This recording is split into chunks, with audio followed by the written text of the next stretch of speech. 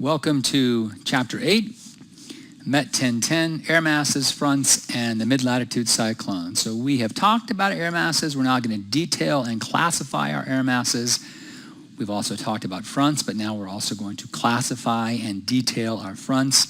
And we're going to talk about how mid-latitude cyclones form, what causes them to form, and more importantly, how they are connected to the upper levels of the atmosphere and how the upper level processes develop, create, and then eventually dissipate mid-latitude cyclones. An air mass is going to be a very large body of air with homogeneous properties, homogeneous meaning the same, properties of temperature and humidity in any direction or also at any altitude. Now, air masses can come in dry, they can come in humid, they can come in cold, they can come in warm, they can come in very cold, and any sort of combination of temperature and humidity. The source regions from air masses, where air masses develop, are typically flat or fairly flat with uniform composition, meaning not half ocean and half land, but uniform composition, fairly flat, light winds, and typically dominated by high pressure. And dominated by high pressure because air sinks in high pressure, and that sinking air keeps the air in contact with the surface, allowing the air to acquire the temperature and moisture characteristics of the surface. And so the classification of air masses, continental and maritime, referring to dry air masses with continental, and maritime air masses with moist or humid, and then we have Arctic, polar, and tropical. Arctic being very cold, polar being cold, and tropical considered to be warm. Here is a surface weather map of the continental United States showing a very, very cold air mass stretching across the entire eastern United States. And you can see the boundary between where the very cold air lies and what may be more moderate is going to be the front range of the Rockies. So this high pressure is centered over Mississippi. The cold air stretches from the Hudson Bay all the way down into the Gulf of Mexico. The station plots, the circles that you see on the map, the top number being the temperature, the bottom number being the dew point. And you can see that as far south as North Florida, 27-degree temperature with 18-degree dew point, cold and quite dry. But when you start getting up into places like Minnesota or Canada, we're seeing 15-degree temperatures with minus 32-degree dew point, so very, very cold air. So this is a massive air mass that's setting up over the entire eastern section of North America, and its source region, being cold and dry, is going to be the Arctic regions. So once an air mass is created, and you can see the continental Arctic, or the dry, very cold air, is created up over the Arctic, and the continental polar, the dry polar air, cold air, is created over northern parts of Canada. The maritime polar air, that cold, moist air over the northern Atlantic and northern Pacific, maritime tropical air over the southern Pacific, and also the southeastern or the southwestern Atlantic, and also the Gulf of Mexico, and then very unusual continental tropical air. So we're talking about dry, warm air, summertime only in the desert Southwest. Those are the individual source regions for those types of air masses. And after an air mass spends enough time over its source region to take on its specific characteristics, then it begins to move as upper level winds put the air into motion. So when a cold air mass moves over a warm surface, that very, very cold continental polar air from Canada moves south into the southeastern states, it is warm from below, and when you warm from below, you destabilize the atmosphere. Whereas when a warm air mass moves over a colder surface, where that maritime tropical air across the Gulf of Mexico or southwest Atlantic pushes north into the mid-Atlantic or even the Great Lakes or upper Midwest, then it is cooled from below, and that produces a stable air mass. Continental air masses are the continental polar, CP, or the continental Arctic air masses, both dry, and of course the Arctic very cold, the polar cold. They, as you might expect, originate over ice and snow. They are cold, dry, and very stable, and under the influence of upper winds, continental polar or continental Arctic air masses move south as areas of high pressure. Sinking air above the high pressure warms due to compression, and an inversion forms, meaning as that air in that dome sinks in the upper levels, it warms. So typically you've got that warmer air aloft, and that creates that inversion or that very stable air. Summertime, continental polar air from Canada, typically not as cold, but it also holds a lot more moisture.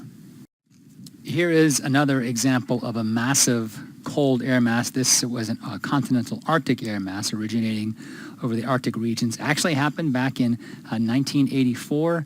This is known as the Siberian Express, and sometimes in Texas they refer to these as blue northers. In Dallas, folks will say that there's nothing between Texas and the North Pole but barbed wire fences, because North America is very flat, the plains in that region, so there's not a lot to block that cold air from sliding south. As we said in the previous slide, whenever continental polar or continental Arctic cold, dry air moves over a warmer surface, that destabilizes the atmosphere, creates an unstable environment. You have warmth at the surface, cold air aloft.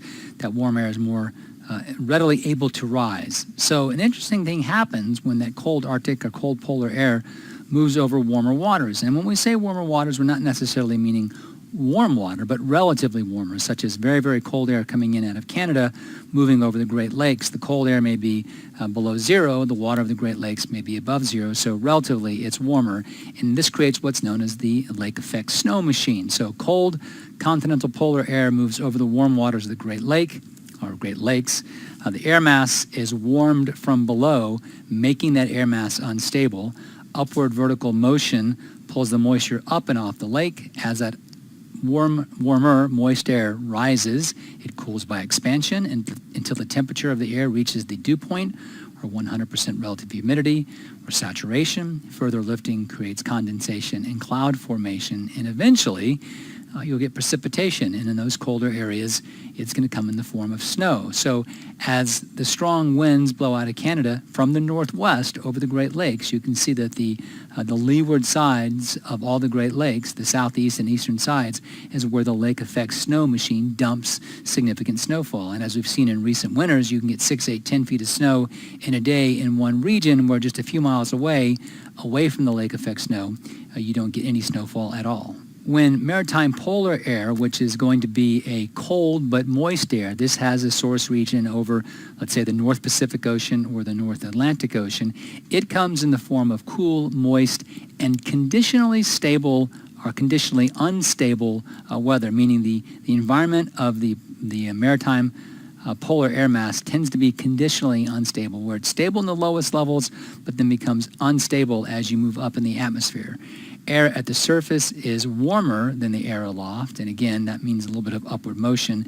As the air moves inland, orographic lift, or lift over topography, lifts the moist air and produces snowfall. And then once inland, the air mass loses its moisture and brings fair and cool weather to the interior parts of North America. So your bottom illustration shows that maritime polar air, cool moist air coming in off of the Atlantic. The coastal range in Washington and Oregon is the Olympic Mountains. So as it goes up the mountains, orographic lift creates condensation and rainfall.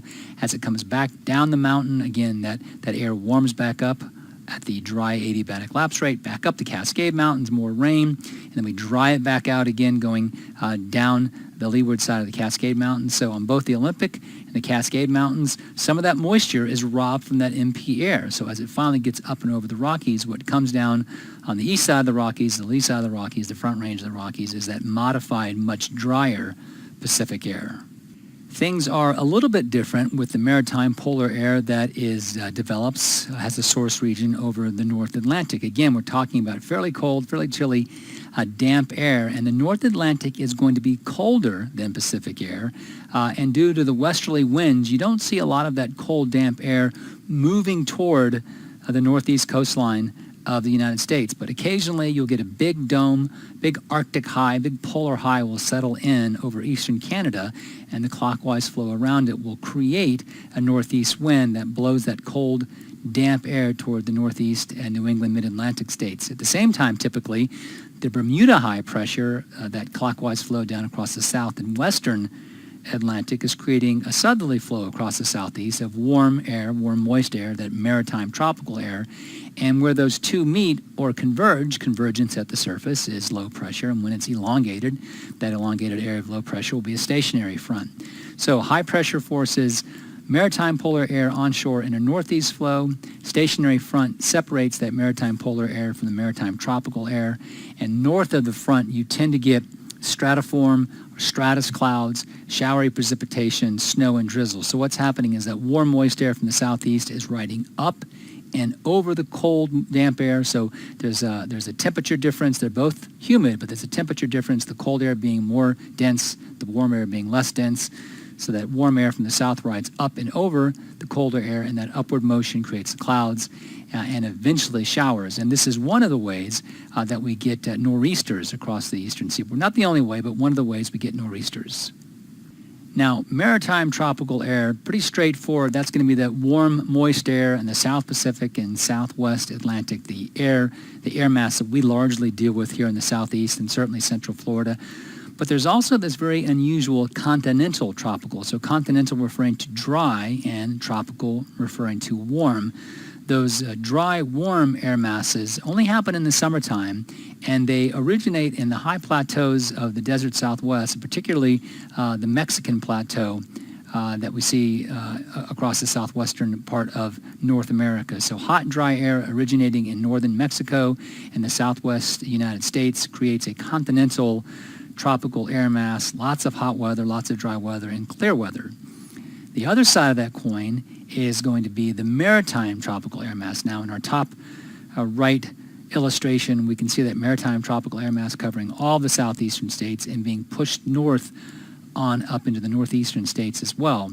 And so maritime tropical air mass is typically known as subtropical, are very warm, very moist. The Bermuda high pressure is what basically provides that very warm, moist air mass across the southeastern states. And again, as it moves north behind a warm front, that warmer, moisture air will ride up and over the colder air and create stratiform, showery types of precipitation. Now, in 2012, we had a blocked weather pattern, and a lot was going on because of that. So looking at this, generally this is a surface map with an overlay of upper level winds. Not very detailed, but that purple arrow will be the upper level winds. And you can see that across a big chunk of the western half of the country, there was a deep and digging upper level trough of low pressure. And then on the eastern half of the country, out into the western Atlantic, a very large dome of high pressure. Well, the combination of those two large pressure patterns created what's known as a blocking flow, which means this upper level wind flow, that purple arrow that was blowing in the upper levels of the atmosphere above 500 millibars, was pretty consistent, and it went on for weeks, literally, several weeks, maybe 6 to 8 weeks. And what it created was a situation where the trough of low pressure dragged cool Pacific air down, so that maritime polar air got pulled off the North Pacific into the Pacific Northwest, where it produced some precipitation, but then dried as it moved inland, creating a very cool and dry scenario for the Rockies and the desert Southwest, until you got basically into California and for the upper Midwestern states and the Dakotas. But that digging area of low pressure and the trough of low pressure in the upper levels induced what was essentially a semi-permanent area of low pressure at the surface, and the counterclockwise flow around that low, as you can see, that south wind off the Gulf of Mexico and the western Atlantic just pumped up very warm maritime tropical air, and we got a tremendous flooding in some cases across the region, but more importantly, some very, very hot conditions. And in the month of March in 2012, there were 7,000 separate record high temperatures in the United States. With an understanding of our air masses, whether it's a very cold and dry air mass or a very warm and moist air mass or even a cool and moist air mass, and the understanding that those air masses move with upper level winds, we also can see that you're going to have air masses bumping into one another, and literally air masses riding up and over one another, where more dense air masses will stick to the surface and less dense air masses will ride up and over